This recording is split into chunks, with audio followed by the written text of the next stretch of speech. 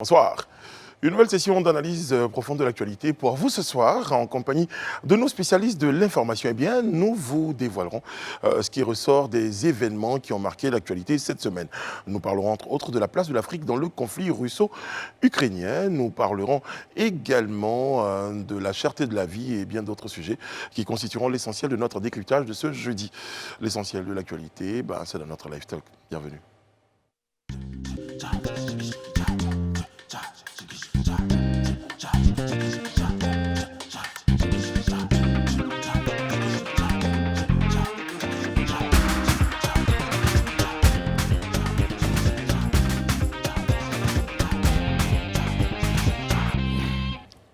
Oui, très heureux d'être en votre compagnie.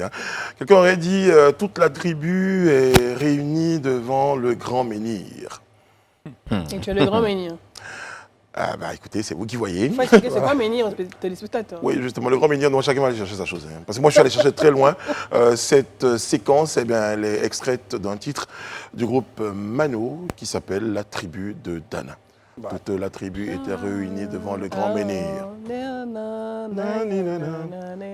J'étais sûr que vous retrouviez l'air.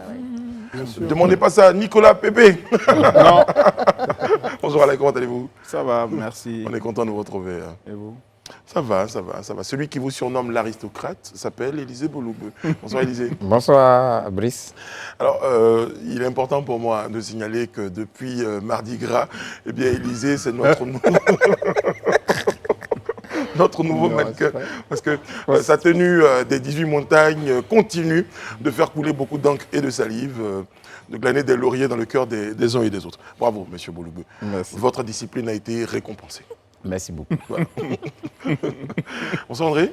Bonsoir Brice, bonsoir à vous tous les chers amis. Inutile de dire que je vous considère comme le moins discipliné de ce plateau. Ah ouais? Oui, je le Pourquoi? pense. C'est basé sur quel, j'allais dire, constat objectif? Oui, de temps en temps, vous nous posez des petites questions avant la pub.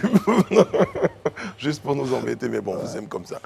Et vous avez, vous, le salut et le bonsoir, et la salutation surtout, de tous les chauffeurs de taxi. Avec la fameuse phrase « Dites à André Bois ». Ceci dit, c'est jeudi, décryptage, moment d'analyse des faits marquants de l'actualité. C'est maintenant et c'est juste après rien ceci. oublié. On m'a oublié. Pourquoi vous pensez que je ne garde pas le meilleur pour la fin? Très fort. Parce que là, on est au début, on n'est pas à la fin. Ouais, en fait, je suis en train de m'installer confortablement. Bonsoir Madame Bleu, comment allez-vous? Très bien, très bien. Je sais, parce que quand vous avez reconnu l'air, je me suis dit, bon, allez, ça y est. Si. Voilà, les téléspectateurs vous ont reconnu. Ah d'accord, c'est vrai. Ils m'ont Voilà. vu. C'est ça. Vous êtes magnifique comme d'habitude. Merci, c'est gentil. Comment il va le bébé? Très bien, se porte bien. Très bien. Peut-être bien. On va parler de notre premier sujet de décryptage. Eh bien, c'est à l'international qu'on va démarrer ce soir. Eh bien, on aborde le conflit russo-ukrainien, donc avec la place de l'Afrique. Vous le disiez justement, Madame Bleu, hier, le convoi donc des Ivoiriens avait pu quitter la frontière et je pense qu'aujourd'hui, Ils sont nos compatriotes sont en sécurité. Voilà, ils sont en sécurité en Allemagne. C'était l'objectif, donc pouvoir les faire sortir de l'Ukraine, traverser la frontière avec la Pologne et pouvoir se diriger en Allemagne avec l'appui de l'ambassadeur de Côte d'Ivoire en Allemagne, son Excellence M. Philippe Mangou, et également un autre coordonnateur. Je l'ai appelé coordonnateur parce que c'était lui qui supervisait un peu tout ça, M. Gildas Bailly, donc qui était avec les étudiants pour les reconforter. Rassurez-moi que c'est le consul de Côte d'Ivoire en Ukraine. Non, ce n'est pas le consul. Parce que la vraie question à se poser, c'est où est donc c'est le consul? Bon, là, la question se pose, mais c'est un jeune en Ukraine. En Ukraine. Bon. Parce qu'elle a appelé au consulat. Oh, ouais, si, oui, je n'avais pas pu les avoir. Je crois que personne était au bout ça doit être un consul honoraire. D'accord, ok. Avec résidence. Donc, en tout cas, qui a aidé à coordonner tout ça et qui a donné également, on va dire, l'alarme également. Donc, c'est par lui qu'on a pu savoir un peu tout ce qui se passait. Donc, c'est une cinquantaine de personnes. Je pense qu'il y aura certainement d'autres convois pour pouvoir aller chercher d'autres Ivoiriens qui auront besoin de pouvoir être... c'est pas tous les Ivoiriens. Non, parce qu'on dénombre en moyenne, je crois, 500. Ça, c'est 500 Ivoiriens en Ukraine.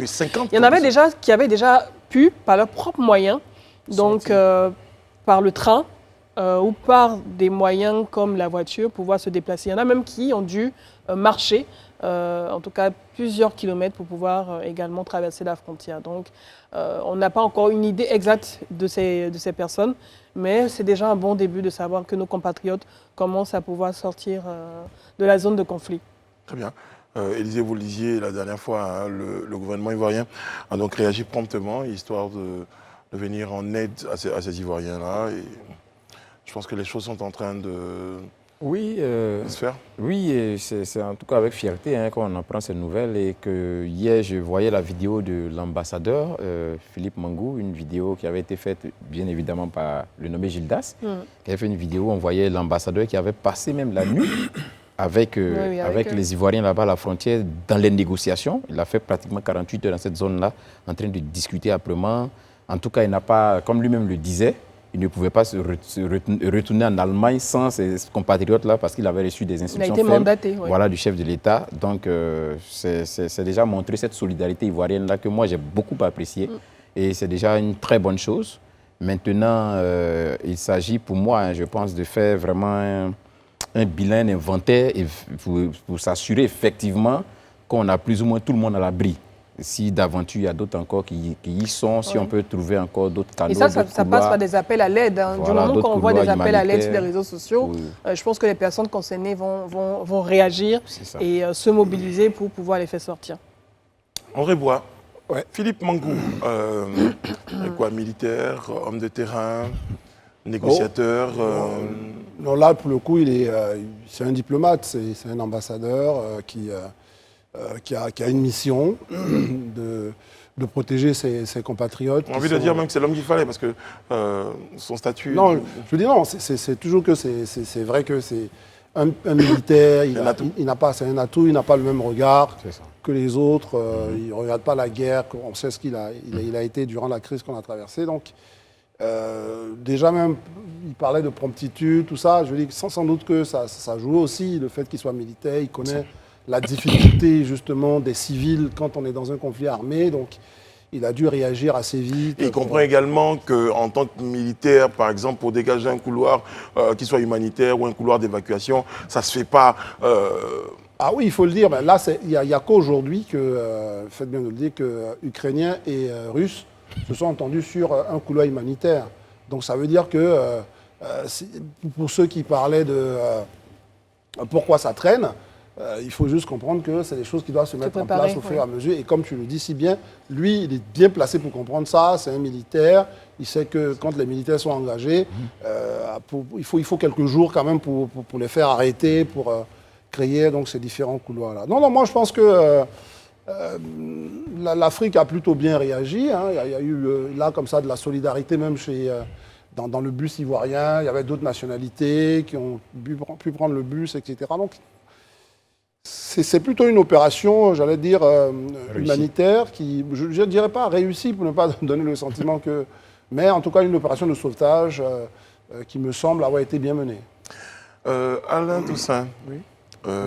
On est obligé aujourd'hui de saluer les efforts, mais vous, depuis longtemps, vous dénoncez un tout petit peu l'attitude que vous avez jugée non fraternelle, permettez-moi l'expression, non correcte de certains États, notamment la Pologne, par exemple, vous avez indexé clairement. Oui, exactement. Exactement. Bon, on se réjouit que le rapatriement de nos compatriotes ait pu se faire. Et je pense qu'ils auront aussi la possibilité, peut-être même de demander l'asile en Allemagne, puisqu'ils quittent un pays où ils résidaient en raison de la guerre.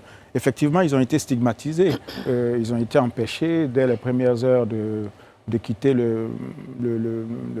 l'Ukraine, et la Pologne et d'autres pays frontaliers de l'Ukraine n'ont pas forcément eu une attitude fraternelle.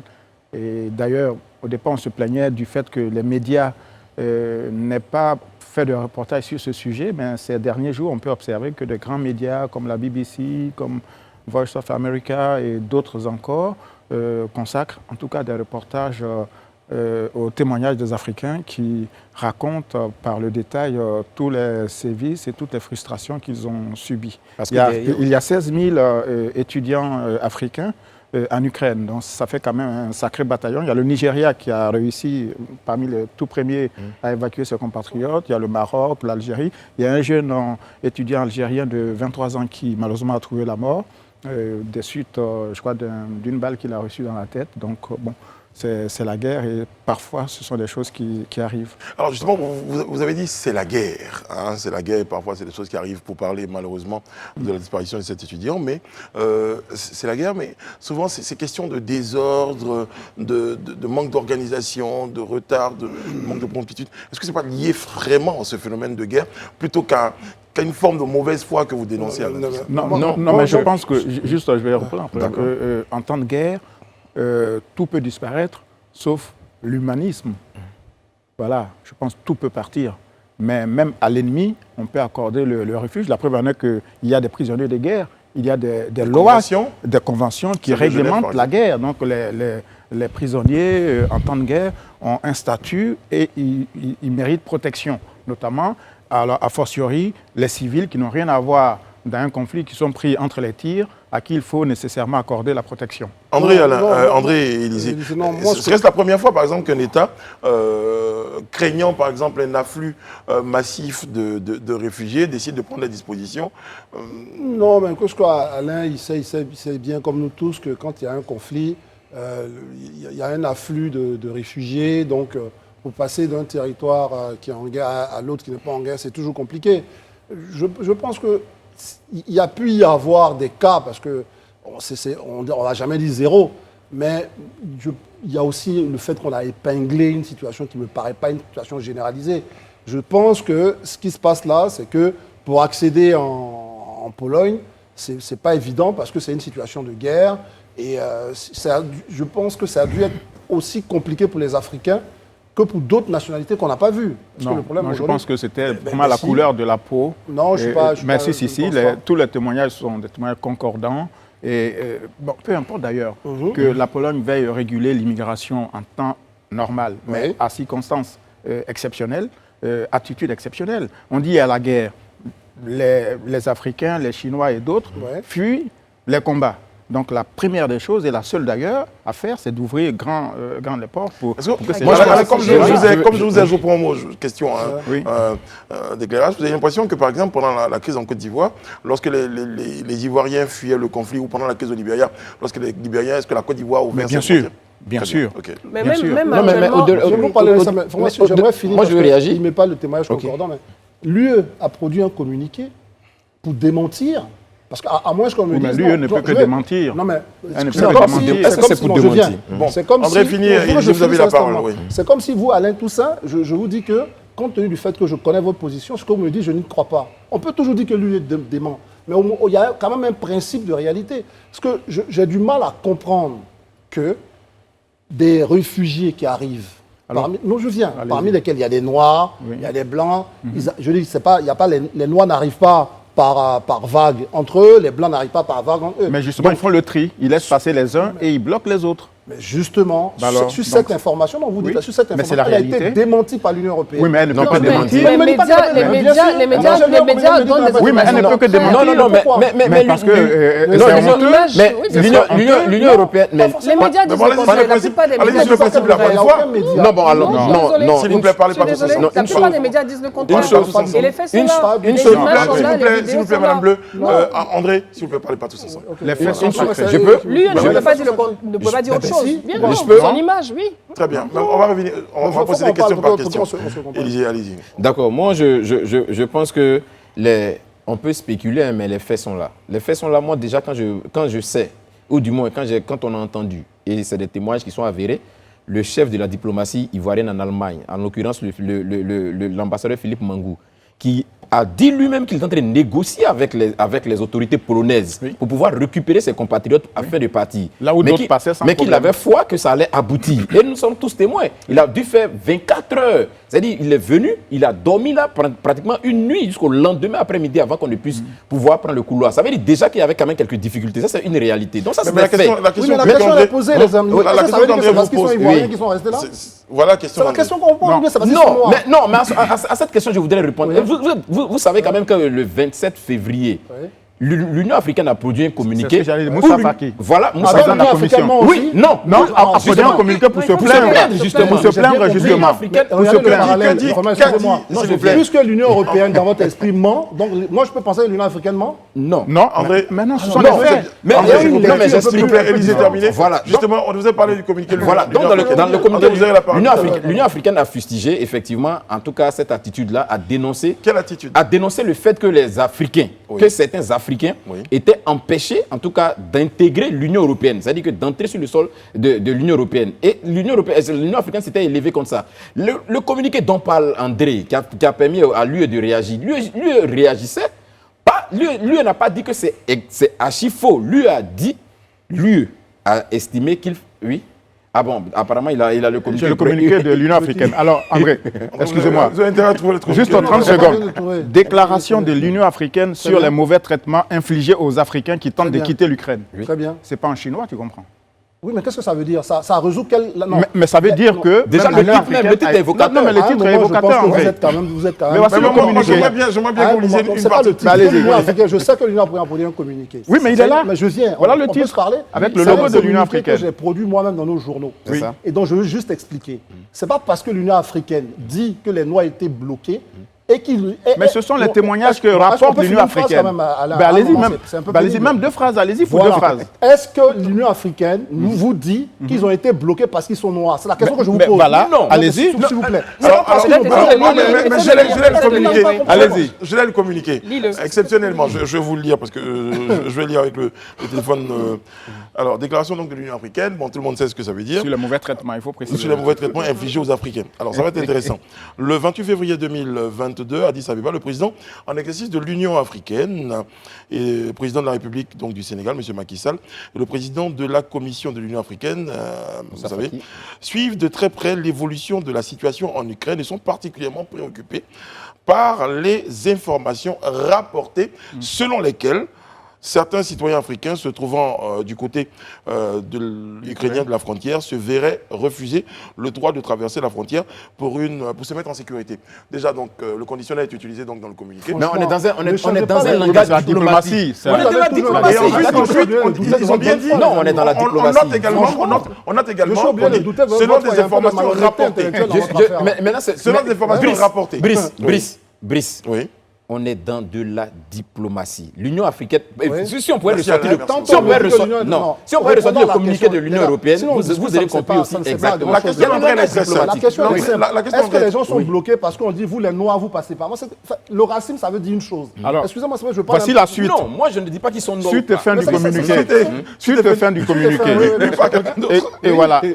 Les rapports selon lesquels les Africains sont l'objet d'un traitement différent est inacceptable, serait choquant et raciste et violerait le droit international. Et ils disent, à cet égard, les présidents exhortent tous les pays à respecter le droit international, à faire preuve de la même empathie et du même soutien envers toutes les personnes qui fuient la guerre, nonobstant leur identité raciale. Ça veut dire quoi? C'est une interpellation Attends, plus générale. voilà. Mais- Attends, c'est André, très clair. c'est- André, André, André, j'ai une question. s'il vous plaît, Non, j'ai pour une question André, à poser pour à André, André. pour André, André, s'il vous plaît, oui. pour Alain et Élisée, qui semblent défendre cette thèse. Alors, il y a 2 points. Ouais. L'utilisation du conditionnel. L'utilisation du fait qu'on dise que ce sont des propos qui sont rapportés. Donc, vous dites que ce sont les... Je peux m'expliquer là-dessus, s'il te plaît? Allez-y, 30 secondes, ok. C'est important. D'accord. Je voudrais dire une chose. J'espère qu'il a produit le communiqué. Non, il veut André, s'expliquer non, là-dessus. André, C'est non, juste non, pour le relancer. non, vous le laissez terminer. Voilà. Pas me- tu as Non, André, vous le laissez terminer. tout, quand même. Vous le laissez Voilà. terminer. oui. J'ai lu le communiqué, c'est pas moi qui ai dit. Terminé, C'est terminé. pas le Vas-y, 28. vas-y, C'est pas vas-y. moi qui ai dit que le 28 Vas-y. y avait un communiqué de l'Union Allez-y. africaine. J'ai lu le communiqué. On le Je sait, vais- ça je nous vais touche. juste dire une chose. On est dans de la diplomatie. Ouais. Vous savez, le président de l'Union africaine, Ouais. le président de la commission de l'Union africaine ne peuvent pas produire un communiqué sur la base d'une rumeur. C'est pas possible. Maintenant, C'est sur la... l'Union européenne qui peut Non, mentionner. André, non, vous laissez terminer, André. C'est quoi Voilà, ce peut pas- raisonnement? Non, non, vous laissez, non, sérieusement. Non, mais c'est juste. On va fermer votre micro, André. peuvent pas c'est produire, l'échange. voilà, peuvent pas produire un communiqué sur la base d'une rumeur. Je pense qu'ils ont des éléments qui puissent leur permettre de pouvoir produire un tel communiqué. Et comme on est dans de la diplomatie, parce qu'après tout, ceux qui sont à mesure de pouvoir abriter ces ressortissants africains-là, c'est des Européens de l'Union européenne. Donc on ne peut pas de go être frontal dans les échanges avec eux. Ce n'est pas possible. Mais en produisant ce communiqué, en fait, dans la diplomatie, c'est les non-dits qu'il faut voir dans les dits. Bien sûr. Quand on prend le conditionnel, c'est le langage diplomatique. C'est parce qu'ils ont la preuve qu'il y a eu effectivement des empêchements des traitements inhumains que ces Si Africains vous ont pensez subis, que qu'ils ont des réagi Africains ainsi. avaient été tués, bah, je touche du bois.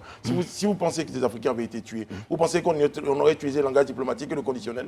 Mais Oui, il aurait dit. Oui, bien sûr. Il aurait dit, puisque aujourd'hui la Tant qu'il n'y a difficulté. pas une avéré. enquête- Non, tant qu'il n'y a pas une enquête formelle qui est Oui, menée, la ils vont utiliser le conditionnel. La difficulté aujourd'hui, c'est que beaucoup de pays africains n'ont pas de représentation diplomatique en Ukraine, Oui. et que celles-ci sont pour la plupart, je pense, situées en Russie. Donc, les témoignages peuvent leur rapporter que des personnes ont Mais non, moi, pu je trouver vais la mort. demander à André. Comme Non, le non, cas- non, comme je vais demander à comme Ce le André. cas- qu'André veut dire, Oui, monsieur Alain oui, Toussaint, oui. ce qu'André veut dire, c'est que allons-y même sur le fait que, et puis on est même, soyons certains même, Oui. que les Africains aient été victimes de mauvais traitements. ça. La question d'André, c'est est-ce que tout de suite, on peut imaginer qu'il n'y a eu que les Africains qui aient été victimes de mauvais traitements? Non, mais là n'est pas le débat. non, Le c'est débat, pas- non, non, non, on non, là entend n'est de pas, guerre, non, on non, entend de là n'est pas le guerre, débat. oui. Je vous Non, te dis que oui, non, que ce que tu non, as dit, non, c'est non, pas le non, débat. non, le thème de notre échange est très clair. Oui, Les c'est quoi? Africains, dans la crise Subissant le racisme, voilà.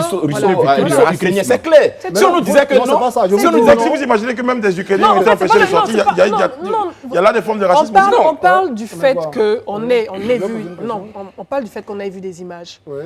qui ont été diffusées sur les réseaux sociaux, ouais. qui sont des témoignages de personnes qui sont dans cette situation Surabondant, actuellement, oui. qui surabondent, comme tu le dis, sur les réseaux sociaux, Ouais. et qui ont certainement contacté la plupart et leur famille et leur consulat. Et diffuser même les Et vidéos diffuser sur les ces réseaux vidéos sociaux. pour Oui, mais ça, raconter, juste là, ça change rien, c'est pas si on va répéter ça 15 fois, raconter parce les que je les ai vus, en fait. discriminations qu'ils subissent dans, Oui, Edith. dans leur volonté de quitter l'Ukraine. On a vu des personnes qui sont vues refuser parce qu'elles sont noires. Pas parce qu'elles sont. dis pas parce qu'elles Non, je sont suis noires. désolée. C'est du Je suis pas en train de racisme. dire- C'est mais réel, c'est c'est un clair smart. et Le réel. Nigeria a même fait un communiqué pour dénoncer L'Union africaine va cela. se prononcer D'accord. sur Non, un ça, fait. on peut mettre en S'il n'y a débat. pas de preuves qui existent, répéter la même je chose suis pendant désolée. longtemps, c'est pas ça qui fait Ils vont pas réalité. inventer, c'est pas de la question est propagande. simple. Non, non, mais Ce n'est pas de la bien sûr. propagande. Mais justement, Donc, tu nos- me prêtes. Merci que j'emprunte un mot. Bon, Oui. enfin, vas-y, termine. parce que Nos moi, frères je- africains vas-y. donc feraient de la propagande Répète la même chose. juste pour soutenir la Russie. Non. Mais qui c'est? Moi, j'en sais rien. Non. Moi, C'est j'en pas sais de la rien. propagande. Mais Les moi, faits je- sont je là, dis mon les images propos. sont là, les Bon, vidéos sont d'accord. là. Bon, on a Les bien faits, compris c'est votre point de quoi? vue. Oui. En allez-y, on vous Les écoute. images sont là, Edith. les vidéos sont là. Mais voilà, Écoutez-moi, on les s'il a te vus, plaît, on les Edith. a vus. Les faits, Bon, on a vu des c'est que vidéos les de gens qui Africains étaient morts ont en été Syrie et puis bloqués. ils sont morts. Non, mais attends, Ouais, j'ai pour regardé dire- le témoignage Edith, en vraiment- vidéo. Oui, les faits, oui, on est d'accord. Oui, les faits, c'est ça. Oui, les faits, c'est ça. Les Il y a Africains pas de ont été fumée bloqués. sans Oui, feu. c'est les Mais faits. le racisme, c'est autre chose. Voilà, je ne suis pas en train de vous dire que les Africains n'ont pas été bloqués. Ça tombe en dessous de tout ça. Les faits, ils ont été bloqués. Je vous dis, on n'a pas la preuve qu'ils ont été bloqués pour racisme. Parce que quand il y a des mouvements comme ça, que ça a été pour la guerre en Syrie ou ailleurs, ou quand les gens sont arrivés en Turquie, on les a bloqués dans un premier temps. Ça s'est toujours passé comme ça. C'est pas Mais j'ai quand pas je eu de viens- je témoignages vais finir. ukrainiens qui ont été bloqués, de peau Mais ça, tu blanche n'as- qui ont parce été que tu n'as pas bloqués. vu- Je suis parce que désolée. ça, tu n'as pas vu, donc mais tu continues de le connaître. on l'aurait vu sur les réseaux Mais sociaux, pardon, on l'aurait vu dans je les pose une médias. question. On l'aurait vu dans Moi, les c'est pas médias. parce que j'ai vu deux personnes qui ont augmenté les cubes magiques que je suppose qu'en Côte d'Ivoire, les cubes magiques coûtent cher. Non, Parce que non, moi, non, je ne fonctionne ça pas n'a comme rien ça. à voir. Non, mais non, C'est bien sûr, non, ça André, sert à rien. non, Vous me moi, dites je- non, parce que vous avez vu une vidéo à gauche, à droite. Non, André a dit Maintenant, quelque chose. Je veux réagir il y a dessus, aussi s'il te plaît. une réalité, c'est que vous plaît. pendant la guerre, il y a quand même des réfugiés qui se retrouvent bloqués aux portes des pays. C'est pas parce qu'on est noir. Je vais te donner Et ça l'information. arrive depuis que le monde est monde. La plupart Très bien, des pays aux voilà. frontières de la, Je de- peux, de la- de c'est la- de noté. la- non, la plupart des pays aux frontières Ouais. de l'Ukraine Oui. ouvrent leurs frontières. On a vu par exemple dernièrement le directeur général de la SNCF qui dit par exemple que le transport serait gratuit pour les réfugiés ukrainiens par exemple. La plupart Mais des bien sûr, pays c'est les Ukrainiens, européens c'est les ouvrent leurs mais portes quand même, aux enfin. Ukrainiens, mais on Mais voit qu'est-ce qu'on n'a que pas du mal à pour les comprendre? personnes de Brice, peau c'est noire, possible. Vous les allez parler tout à personnes l'heure. africaines, Ouais. il y a un véritable problème. Oui. C'est tout. Non, Élisée, allez-y. André, non, oui. Élisée, Même pour les allez-y. laisser André- passer, André, il faut c'est Vous que- parlez pas, Madame Bleu, vous suis parlez, désolée. on vous a laissé parler, vous vous laissez les autres. André s'est interrogé sur Terminez, quelque chose. Élisée. Oui, André s'est interrogé sur quelque chose.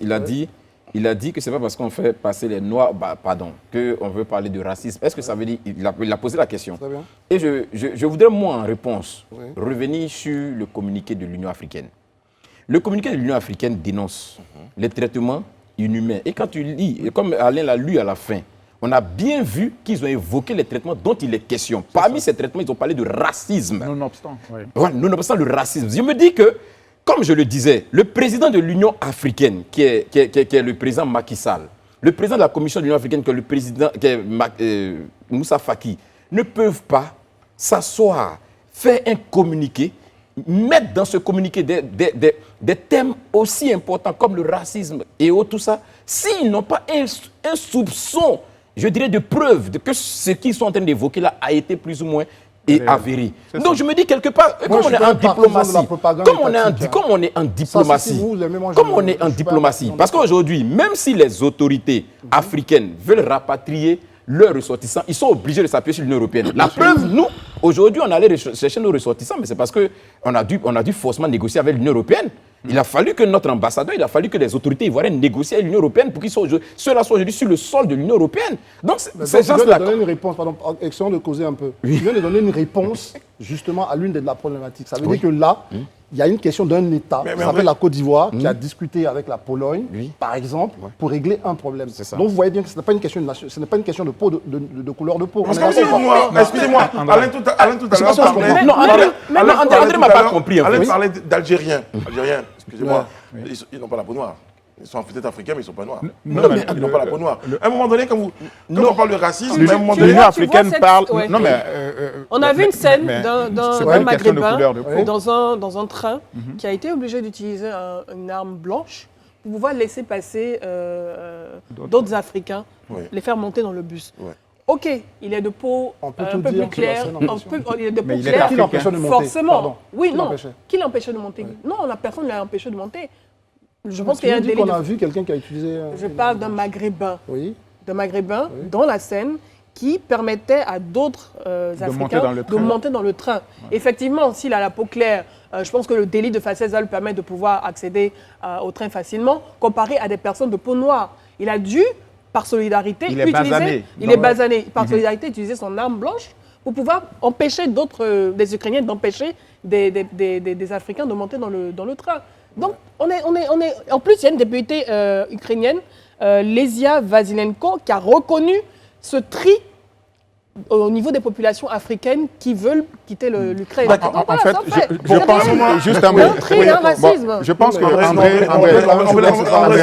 laisse Alain André, dire. je pense que l'Union européenne ne peut pas trouver meilleur ambassadeur que toi, mais Moi, mais tu défends moi, l'indéfendable. je préfère me sentir européen que russe, parce que dans cette situation... on n'a pas envie de Je veux sortir dire, russe. On ne parle pas de russophilie. Non, s'il vous plaît, On parle d'Africain. s'il vous plaît, Il m'a interrompu. Russophile. Si vous parlez tous ensemble, André Alain, on va partir à la pause. On va partir. Mais qui parle S'il de vous la plaît, Russie Mais ça on ne sera- pas d'européen. on sera, s'il vous plaît, André Alain.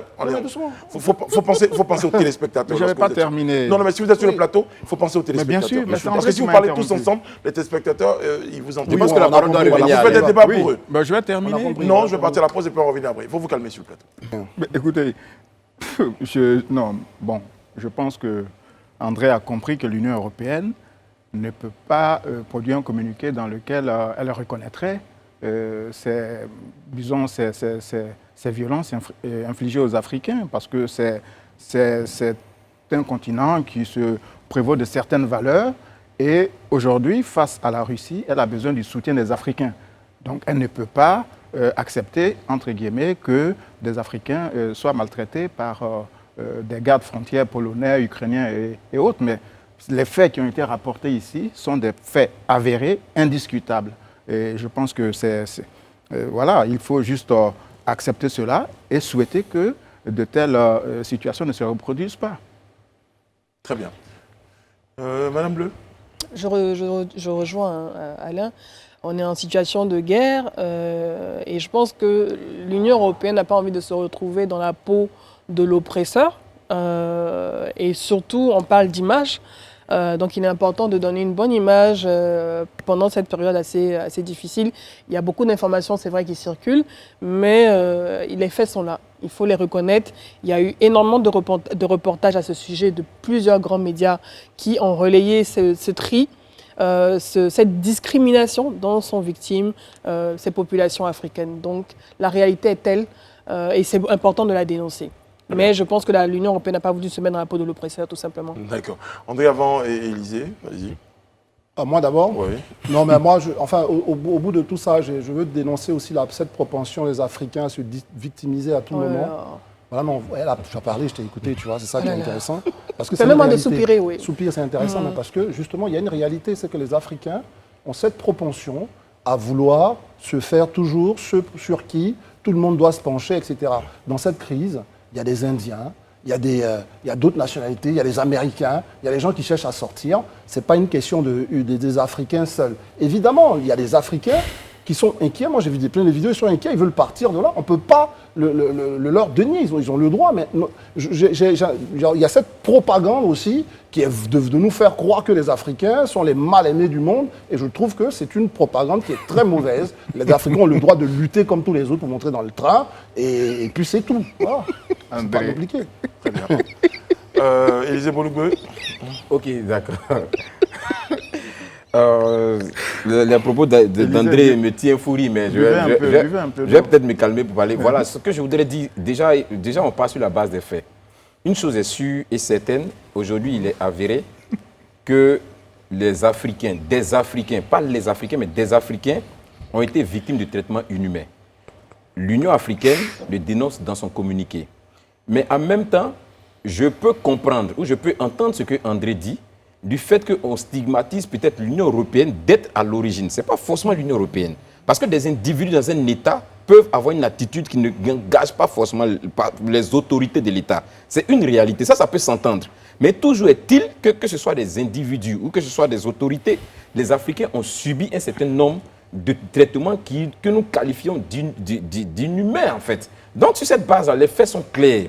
Maintenant, sur la question de l'attitude aujourd'hui des Africains. Moi, je le dis, les Africains aujourd'hui ont compris que plus on est solidaire, plus on arrive à obtenir un certain nombre de résultats. Et c'est pourquoi moi je salue déjà le communiqué que l'Union africaine a eu, parce que ce communiqué, peut-être certains peuvent le traiter d'un communiqué plus ou moins lapidaire, mais ce communiqué a eu un effet, parce qu'en réalité, ce communiqué-là a eu un rebondissement, puisque l'Union européenne a dû réagir. Et je crois que d'une manière ou d'une autre, ce communiqué, en sortant ce jour-là, a dû certainement déclencher un certain nombre de situations, parce que depuis lors, on ne dit pas que tout s'est arrêté, mais on a su que les choses se sont nettement améliorées. Bien sûr. Donc, l'un dans l'autre, je pense que c'était bien que l'Union africaine réagisse de cette manière. Et nous allons demander à nos frères, en tout cas, qui sont encore là-bas, de voir nos autorités, de voir dans quelle mesure les Africains, certainement, qui sont encore sur place, qui n'ont pu sortir, puissent sortir pour que ceux-ci aussi puissent se mettre à l'abri et prier que vraiment ce conflit-là s'arrête le plus rapidement possible. Très bien, Élisée. Vous avez été très prolixe sur la question. André, en tout cas, vous avez des contradictions sur nos pages des réseaux sociaux. Ils sont très nombreux à estimer que le point d'André est... Mais il y en a par contre qui soutiennent le point de vue d'André. C'est un peu tout ça qu'on veut créer, cette réflexion autour de la situation des Africains. Donc une chose est sûre, concernant les Ivoiriens, donc, il y a une première vague d'Ivoiriens qui a pu quitter le sol ukrainien. Et notre souhait, je pense, tout ce plateau, c'est que nos compatriotes, nos frères, et surtout l'humain, tout simplement, puisse être préservé donc, dans ce conflit, souvent pour ces personnes qui n'ont absolument rien demandé. Sur ce, on va évoluer sur la question pour avancer. Et notre prochain sujet lui parle de choses plus proches de chez nous. Parle de dialogue politique, ça va ça va. Ouais, vous soupirez. Vous soupirez aussi, voilà. Vous soupirez. Où en est-on? C'est la question que je me pose, que je partage avec vous. Où en est-on avec le dialogue politique, Alain Toussaint? Vous avez des nouvelles de nos amis? Non, je ne les ai pas vus passer, mais j'ai entendu que demain matin, on aurait la conclusion du dialogue politique. Donc, on verra bien ce qui a été décidé. On sait simplement, d'après les comptes rendus de journalistes, qu'il y avait quelques difficultés sur certains sujets. On espère qu'ils ont pu trouver des terrains d'entente. Ouais. Élisée Bolougbe, vous qui êtes souvent dans le pronostic, vous estimez que demain on aura des... Non, je suis dans l'optimisme, pas forcément dans le pronostic, mais dans l'optimisme. Dans l'optimisme, ouais. D'accord. Optimisme BA? Non, pas du tout. Donc votre optimisme vous fait-il dire que demain on aura des conclusions qui vont rapprocher les partis? Ben, on va peut-être attendre. Je reste optimiste parce que je me dis que si on arrive à une conclusion, ou du moins si on arrive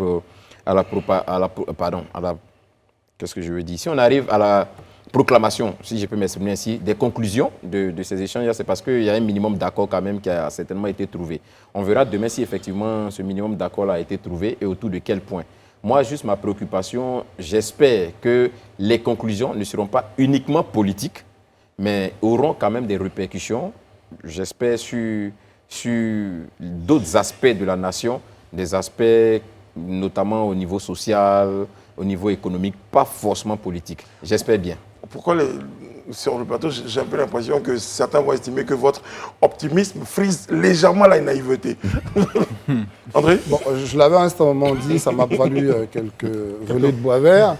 Non, mais moi, je pense qu'effectivement, c'est un dialogue politique. Hein, donc, je ne m'attends pas à autre chose que les sujets politiques. Sachant que c'est une redite. Ce qui intéresse vraiment l'ensemble des acteurs politiques, ce sont les élections. Et je ne vois pas comment, j'aimerais être en tout cas surpris, je ne vois pas comment il va sortir quelque chose qui n'aurait rien à voir avec les élections. Et cette chose-là va avoir une incidence sur l'avenir. Je dis que demain, on peut nous dire que, par exemple, je prends un exemple pour montrer ma pensée, que, par exemple, on élargit tous les prisonniers. Permettez-moi de citer quelqu'un qui, Dominique Yaba, sur notre page des réseaux sociaux, qui nous dit conclusion rime-t-il avec accord? Non, c'est pas ce qu'on a. Je pense que c'est pas ce qui est sur ce plateau. On peut appeler ça accord. Rapprochement, accord? Oui, on peut appeler ça accord, mais ça ne veut pas dire que c'est un rapprochement. Ça veut dire que la classe politique peut s'entendre sur quelque chose. Voilà. Et ce quelque chose, ça peut être, par exemple, de faire sortir tous ceux qui ont été emprisonnés en 2010, machin, tout ça. Mais ce que moi je veux juste faire comprendre, c'est que cet acte-là, qui est bien, ça apporte, le pays est plutôt tranquille, ça n'augure pas d'élections à venir sans qu'on ne se batte encore. Enfin, c'est-à-dire que, voilà, on peut prendre toutes les décisions qu'on veut, mais tant que le cœur de notre conflit politique, les élections, n'est pas réglé vraiment, je pense que ce dialogue politique ne servira à rien. Enfin, dans 3 mois, on dira que ça n'aura servi à rien. Bon, pourquoi votre voisin d'à côté, il est très optimiste, et puis vous, pareillement? Enfin, je veux dire, contrairement à lui. Je rejoins le point d'André. Pas que je suis blasé. Et comme vous, il y a Pichéric Ballet qui estime que c'est des personnes qui ont juste envie d'aller bavarder. Bon, pas bavarder. Le plus important, c'est qu'elles puissent se rencontrer pour échanger, pour discuter, parce que c'est ce qu'on voulait. On parle souvent du fait que le dialogue est l'arme des forts.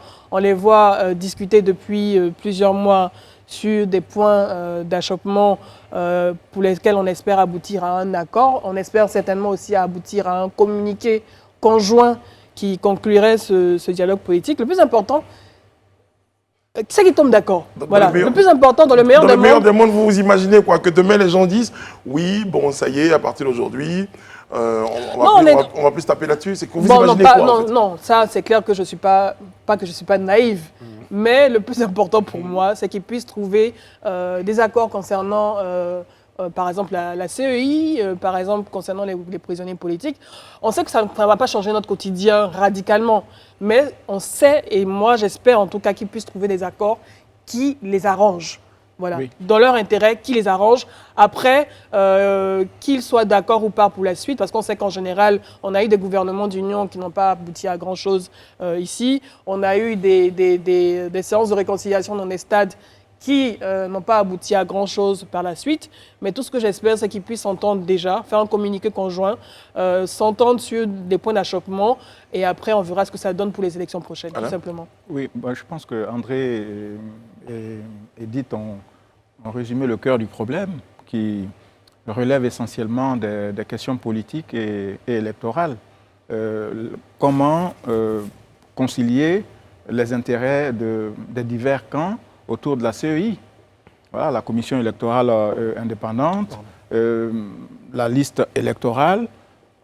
Beaucoup ont demandé au sein de l'opposition, notamment, qu'elle soit auditée afin qu'on sache exactement celles et ceux qui ont la qualité d'électeurs et qui doivent y figurer, qu'elles soient nettoyées. Et autre point essentiel, c'est le recensement des nouveaux majeurs. Donc, ce sont quand même des questions importantes. Et s'il n'y a pas d'accord sincère qui est trouvé sur ces questions-là, il va de soi que ça reviendra toujours. En 2023, on aura encore quelques séances de bastonnade. André et Élisée, la population dans tout ça, vous n'avez pas un peu l'impression qu'elle se dit que c'est un club d'amis qui allait chercher ses propres arrangements entre eux? Vous n'avez pas l'impression que ce sentiment-là plane dans les esprits de certaines personnes? Bon, ce sentiment-là n'est pas juste à cause du dialogue politique. Il faut dire que depuis un certain temps, quand même, de façon générale, la population est un peu en dépit vis-à-vis de ses dirigeants politiques. Hein. Ça, c'est une réalité. Il n'y a plus trop d'engouement, on n'y croit plus trop. Donc, la balle est dans le camp de ces hommes politiques-là de ramener la confiance dans le cœur des populations. Et ça passe, comme je le dis, par le respect de la parole donnée. Quand on s'asseoir autour d'une table pendant des mois, des semaines, et qu'on a eu à discuter sur un certain nombre de points, quand on s'attend sur le minimum, je pense que l'honnêteté voudrait qu'on puisse au moins respecter son engagement, respecter sa parole. Et c'est pourquoi je voudrais que les conclusions qui seront certainement données demain soient des conclusions qui soient vulgarisées le plus possible, de sorte que chaque Ivoirien puisse être pris à témoin des conclusions, de ces conclusions-là. De sorte que demain, quand quelqu'un outrepasse sa responsabilité, on puisse, nous, à notre niveau, déjà situer les responsabilités. On n'a pas besoin qu'on vienne nous dire non, on avait dit, mais on n'a plus dit. Que nous, déjà, on sache que, mais vous étiez accordé sur tel. D'où vient-il qu'aujourd'hui, tu trouves que tel n'est pas ici? Donc, il est important que vraiment les conclusions soient vulgarisées. Et c'est en cela que je lance un appel aussi à la presse, vraiment d'en faire un large écho au maximum pour que vraiment tous les citoyens soient sensibilisés sur les conclusions de ces accords-là, de sorte que nous, on devienne des arbitres demain de ces joutes électorales ou bien de tous ces compromis-là. Vous placez du côté de la presse ou de la population? Je me mets du côté du citoyen et aussi de la presse. Je vais regarder votre page demain. Non, mais bon, on parle de l'optimisme d'Élysée. Bon, c'est là encore le désaccord majeur. Je pense que... Non, mais... je pense que c'est un désaccord majeur parce que pas que je désespère de nos hommes politiques, mais comme je l'ai dit, je souhaite vraiment agréablement surpris. Mais les signes que j'observe ne m'encouragent pas. Vous savez, moi, lesquels? Les signes que j'observe, c'est que moi, à partir du moment où il y a une forme d'omerta sur un rendez-vous comme celui-là, ça n'augure rien de bon pour moi. C'est ça. Ouais. Je pense que le sujet qu'ils évoquent, franchement, ça ne concerne pas, comment je vais dire ça, le truc des militaires, là, les secrets militaires, quoi. Vraiment, secret défense. Secret défense, Ouais. c'est pas, voilà. C'est des choses, eux-mêmes, ils devaient être les premiers même à vulgariser, quelques trucs dans la presse. À faire des retours sur les réseaux sociaux, des relais Nous sommes et en train tout, de voilà. travailler pour le pays, on est en train de... Voilà, Que ce soit l'opposition ou le parti au pouvoir, pour moi, il y a qu'ils une puissent faire ce forme compte rendu de- régulier. Voilà, il y a voilà. un petit groupe, C'est ce une- sont nos politiques, d'accord, c'est ceux qu'on a, mais ils se sont réunis, ils font leur petite entente, pour le pouvoir en place va obtenir un moment de tranquillité, et puis les choses vont commencer à s'emballer quand on va arriver à l'approche des élections. Remarquez une chose simple, un petit exemple. Une simple élection, dans le cadre d'un conseil municipal Oui. à Boisflé, remarquez ce que ça crée. Je veux dire, le cœur de notre problème, arrêtons de nous mentir, ce sont les élections. Tant que ceux qui gagnent ou ceux qui perdent ne vont pas se dire que les élections, on gagne aujourd'hui Ou on et perd. demain on perd, etc., ça. on ne va pas s'en sortir. Et ça ne sert à rien qu'on se mente. C'est ça le cœur du problème. C'est la culture Ceux qui sont là démocratique. préparent leur victoire, ils espèrent mettre tout en œuvre pour gagner. Les autres disent comment on va faire pour que la technologie électorale ne se mette pas en place. Et on ne s'entend pas là-dessus. Et c'est ce qui nous envoie les problèmes. Donc il faut nécessairement que demain, on ait quelques pistes sur cet accord possible ou nécessaire, sur les conditions de la vie démocratique en Côte d'Ivoire et en particulier sur les conditions d'organisation d'élections libres et transparentes et, comme on dit, ouvertes C'est exactement, à tous. c'est exactement ce que je dis. C'est pourquoi il dit qu'il faut que les conclusions soient vulgarisées le maximum possible et que tout le monde puisse, en tout cas, en tirer sa graine. J'espère qu'ils nous regardent ce soir. On attend beaucoup de ce qu'ils vont dire demain, et avec des conclusions qu'ils pourront vulgariser à travers les médias. Et un autre point qui nous concerne, un autre point qui déchaîne des passions, eh bien, c'est la cherté de la vie. On en parle depuis quelques semaines. D'ailleurs, il faut que j'explique un tout petit peu à nos téléspectateurs pourquoi ils ont ce soir un moment de décryptage. Parce que hier, j'annonçais donc Oui, c'est bien, un il faut le moment dire, de ouais. face à la Côte d'Ivoire. Merci. Non, on peut donner une explication, parce qu'à un Allez-y, moment, il oui. faut être transparent. Ça dit qu'on devait recevoir le ministre du Commerce et de l'Industrie, Souleymane Diarra-Souba. Et aux dernières nouvelles, le gouvernement prépare une série d'annonces. Et justement, la politique ou la méthode du gouvernement, c'était de faire en sorte que l'arrivée du ministre puisse coïncider avec l'adoption de toutes ces mesures. Donc, puisqu'on aborde la question de la vie chère, on en parle rapidement. Donc, on aura le ministre Souleymane Diarra-Souba sur notre plateau. Ce n'est qu'un rendez-vous qui est juste Décalé. Reporté. Mais une fois que le gouvernement, le président de la République notamment, aura validé les différentes mesures dans le cadre de la vie chère, ben, on aura plaisir à recevoir le ministre ici pour nous expliquer là-dessus. Très bien, c'est très clair. Justement, ces mesures, on les attend, Alain Toussaint. Oui, écoutez, ces mesures sont d'autant plus attendues que les Ivoiriens ont, comme on dit, le panier de la ménagère Il y a eu des percé. tentatives d'explication, Oui. des facteurs exogènes, endogènes, Bon, des facteurs. je pense que mais je pense que la population Oui, de M. Élysée Bouloubeu attend des mesures fortes. Il faudra plus que des paroles et des visites sur des marchés. Il faut des mesures fortes. Et l'autre fois, on indiquait ici des décisions, notamment sur le contrôle des prix. Je pense qu'il n'est pas normal qu'on laisse des commerçants en roue libre impacter de la sorte toute l'économie nationale et la vie des ménages. Et d'autre part, l'État lui-même pourrait faire quelques efforts, notamment sur les taxes. Sur la TVA, il faudra peut-être définir un certain nombre de produits qui n'échappent pas, comme on dit, à l'exonération.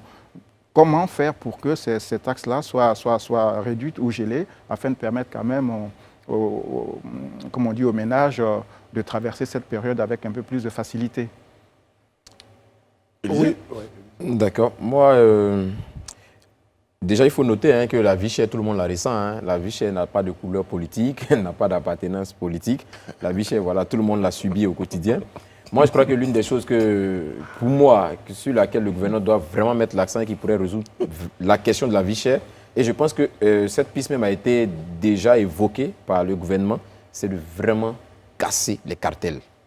Ça, voici un vrai problème. Il y a des secteurs d'activité en Côte d'Ivoire où personne d'autre ne peut s'introduire parce qu'il y a des groupes de personnes qui en ont fait une propriété personnelle et qui fixent les prix. Des mesures diplomatiques. Et qui Ça fixent peut les être un mesures. langage diplomatique. Je ne sais pas. Qui fixent les mesures. Moi, je suis en train de dire que c'est des pistes qui ont été évoquées. Et pour moi, après réflexion, je pense que c'est l'une des voies qui pourra nous aider. Qui pourra nous aider. Mais on les casse comment? Mais c'est au gouvernement de trouver les solutions. Comment casser ces cartels? Une piste, parce que casser des cartels, des gens sont organisés, ils ont créé des sociétés, ils font du commerce, ils ont créé des réseaux de lobbying, etc., pour contrôler des pans entiers de l'économie. Comment est-ce que l'État va opérer? Comment il fait? Mais comment il fait? On a beau être un industriel, on a beau être, même dans les pays, qu'on cite en exemple chaque fois, même les pays qu'on dit les pays occidentaux qui sont bien développés, mais il y a des domaines de l'économie qui ne sont pas dans les mains des privés, qui sont dans les mains de l'État et que l'État gère. Nous, en Côte d'Ivoire, on constate qu'il y a certains Non, mais ça va devenir l'économie administrée. On n'est non, pas dans l'ex-URSS quand même. Non.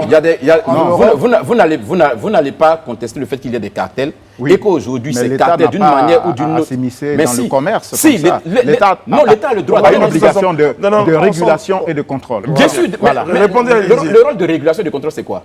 C'est pas d'aller vendre à la place des commerçants. Non, d'avoir une activité. Non, mais dès l'instant qu'on se rend compte qu'il y a des opérateurs économiques, qu'il y a des groupes de personnes qui font de la surenchère ou qui créent des conditions pour créer une certaine pénurie imaginaire dans le but de faire... Mais l'État a le droit de dire à ce moment précis-là, on arrête tout. Ça, c'est le droit de l'État aussi, je pense, de protéger les consommateurs, de protéger ses citoyens. Un groupe d'individus, ce n'est pas sur la base du fait qu'ils ont suffisamment de moyens, puissent créer et organiser tout un secteur à eux et qui trouvent le moyen à eux là d'imposer d'une manière ou d'une autre le fonctionnement du système économique. Moi, je trouve que ce n'est pas normal. Et si l'État même a évoqué la question de casser les cartels, c'est parce que l'État est conscient du fait que, d'une manière ou d'une autre, ça impacte négativement le pouvoir d'achat du consommateur. Bon, là, ce soir, tout ce qui vient de l'État et de l'Union africaine, c'est paroles d'évangile, ça, j'entends tout ça. Écoutez, l'État n'a pas toujours raison. Les cartels, et évidemment, on doit convenir avec vous qu'ils existent, c'est l'État qui les a laissés se constituer. C'est pour ça que quand... Mais si l'État les a laissés se constituer, aujourd'hui, l'État estime que c'est plus la peine. Moi, je veux qu'il me relance même. Mais justement, l'État veut qu'il faut... à tous à poser la question, comment on fait? Et lui-même, c'est parce que justement, il vous pose la question, il a donné une piste. Déjà, le CLVC, là, le Comité national de lutte contre la vie chère, mais déjà qu'ils fassent leur travail, qu'ils contrôlent les prix. Vous savez, le cartel, il a beau être puissant, on a dit que la viande ne coûte pas tel prix. On a dit que le sucre ne coûte pas. Si vous voulez, soyez cartel comme vous voulez. Le prix est un prix homologué, un prix connu. Vous ne pouvez pas faire autrement. C'est ça que je veux dire. Et c'est ça aussi qui peut carter les cartels. Parce que s'ils voient qu'ils ne peuvent pas faire du gros business sur le dos des denrées les plus demandées par la population, je pense qu'à un moment, ils vont aller là où ils peuvent gagner, pour se faire plus de marge. Parce qu'on vous dit non, le riz, vous n'avez pas le choix. Maintenant, vous donnez une piste pour casser les cartels. Non, mais bien sûr, bien sûr. Faire les contrôles. Mais je voudrais quand même aussi, parce qu'on l'a dit justement dans ce débat, qu'on soit un peu éduqué. C'est vrai qu'il y a une inflation qu'on observe d'année en année, etc. Ça, c'est indéniable. Mais moi, sur cette dernière crise, je voudrais quand même être un peu circonspect. Parce que je pense qu'il y a eu deux, trois produits qui sont des produits emblématiques. Mais pour moi, on peut faire autrement. Je vois la ménagère de moins de 50 ans qui me regarde. Mais écoutez, Edith... fixe intensément du regard, continue. Edith, je pense que l'huile et les cubes, les bouillons que beaucoup adorent, ça ne fait pas la vie chère dans un pays. Parce qu'aujourd'hui, on parle de l'oignon. On a montré un documentaire. L'oignon au marché de Pont-Ferraille, par exemple, à Djamé, ça coûte moins cher Mais quand on se rend un peu au marché Dominique Ouattara à Yopougon, ça coûte un peu plus cher. Donc finalement, la vie chère, c'est quoi finalement là? Non, mais tu ne peux pas prendre juste 2 ou 3 éléments, le riz, l'huile, le cube magie pour dire que c'est juste des éléments emblématiques qu'il ne faut pas, c'est pas ça qui va faire la vie chère. La vie est chère dans la plupart des domaines de notre économie en ce moment. On a parlé d'inflation, c'est une inflation alimentaire. Ouais. Si les gens se plaignent, c'est qu'ils n'arrivent plus à supporter. Les gens ne se plaignent pas au hasard parce qu'il faut se plaindre pour le plaisir. C'est pas ce que je dis. Ça ne concerne pas uniquement ces produits-là. On a parlé également même du prix du carburant qui a augmenté. Les gens ne le font pas par plaisir. Il y a d'autres denrées alimentaires. Il y a le poisson. Lesquels, le poisson? Pardon? Lesquels, le poisson? Oui, le poisson, la viande également et d'autres denrées alimentaires. Mais la Donc, viande, juste- vous conviendrez avec moi Oui. que la viande, c'est conjoncturel par rapport à une situation qui est liée au Mali. Non, que et au ce soit Burkina Faso. conjoncturel ou pas, le rôle de l'État, c'est de pouvoir De trouver une trouver des solution. solutions, tout Oui. simplement. Ok. C'est pour ça qu'on met, on met un pouvoir en place, on donne notre suffrage à des personnes pour qu'elles puissent s'occuper de nous, tout simplement. Tout à fait. Donc c'est ce que les demandent les populations. Trouver une solution à ce problème de vie chère, parce qu'on n'arrive plus à supporter. Les salaires n'évoluent pas, ça n'augmente pas, mais le niveau de vie augmente. En plus, on est un pays qui a une économie libérale, qui a une très bonne ouverture en termes d'investissement, d'attrait pour les investisseurs étrangers. Donc, tout ça participe à cette inflation. Mais derrière, il faut protéger les populations, tout simplement. Elie de Yopoiwe nous dit sur nos pages des réseaux sociaux, Elie lui nous dit l'électricité et l'eau font partie de la vie chère. Oui. Tout simplement. Histoire qu'on soit un peu... Oui, mais Plus c'est large pour sur le ça que- plateau. c'est pour ça que non. Au tout début, je vous ai dit qu'il y a vraiment une inflation sur l'ensemble de la... Même si au on niveau prend de les 3 l'habitat dernières années, et tout, évidemment, oui. l'eau ne coûte pas le même prix qu'il y a, Il y a 10 ans, 20 qu'en ans. 2018 ou des choses comme ça. Ça, on est d'accord. Mais pour revenir sur les denrées les plus courues sur nos marchés, etc., les denrées Le cube alimentaires. magique équilibre, jumbo et tout. Voilà, mais je veux quand même proposer une solution, parce que vous parlez de les carcels, mais il y a une autre solution, c'est aussi de rendre beaucoup plus formel un certain nombre d'activités. Est-ce que c'est normal que pendant 15-20 ans, on ait laissé les femmes du marché Gouraud être organisées comme elles le sont, alors qu'on sait que c'est un axe de richesse énorme? Parce qu'aujourd'hui, on est content d'entendre un ministre dire que ça coûte moins cher dans les supermarchés. Mais parce qu'il y a une organisation, ils ont fixé les prix, ils sont organisés. Il faut aider, il faut que les banques financent ces dames-là pour qu'elles modernisent leur marché.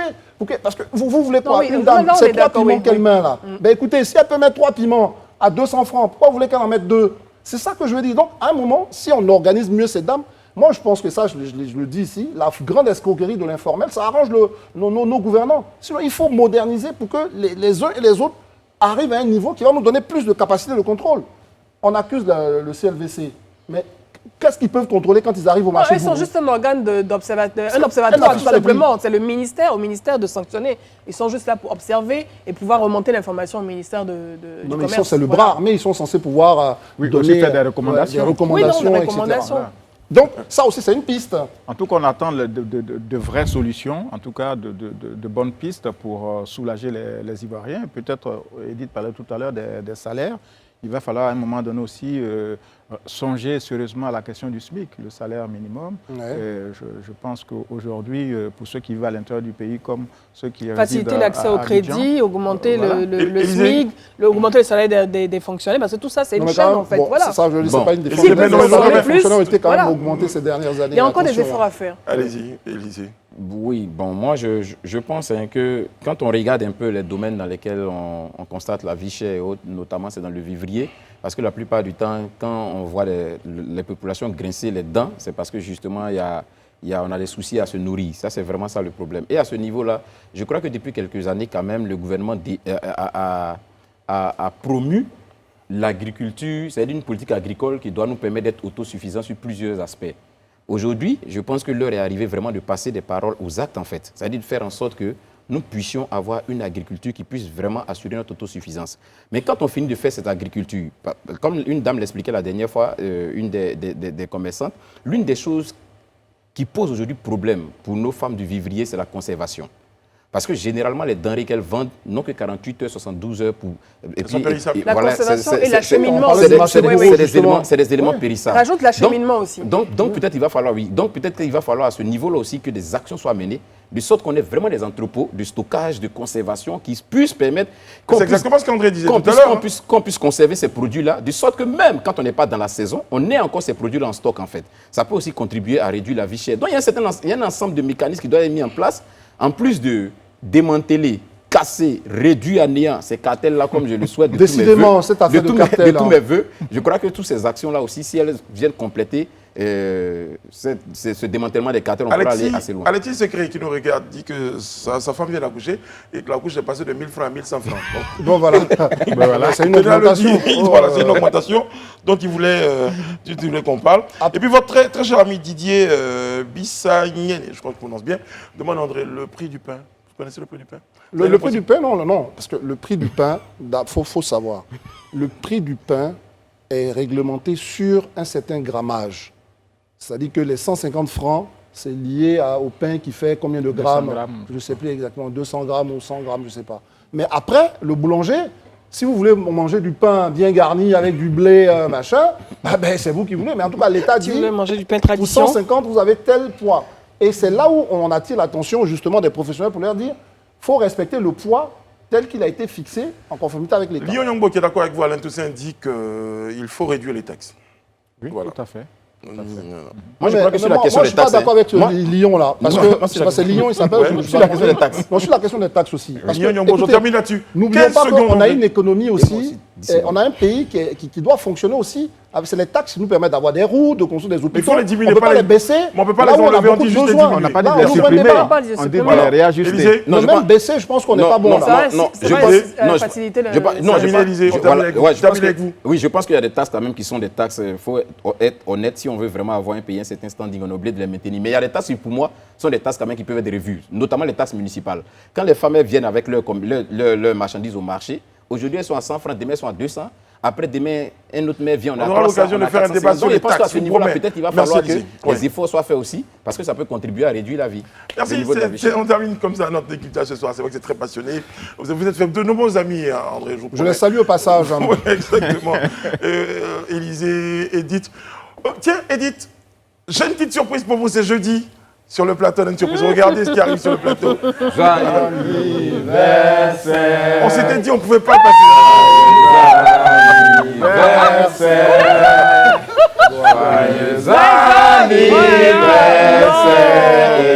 Non.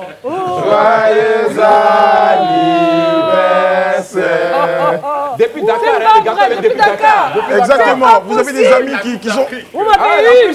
Bravo là, bravo. Oh là là, non. Là, on a l'opportunité d'avoir un Dakarois, bravo pour la canne. Oh là là, mais vous m'avez eu là, j'avais complètement oublié. Ben oui, on s'était dit. On savait que vous vous attendiez à ça le jour même. On s'est dit on va décaler la surprise de quelques jours. Et nous sommes jeudi. Joyeux anniversaire. Oh, c'est gentil. Merci Madame beaucoup, Bleu. Merci beaucoup. C'est avec ces belles images-là qu'on se dit au revoir. On vous retrouve lundi Ça me pour un autre touche. numéro Oh du là Live Talk. là, Connaissons les merci. bruits des autres. Bonne On vous aime, arrivée. que Bonne de la arrivée. Côte d'Ivoire. Même vous m'avez eu. Attention, Edith.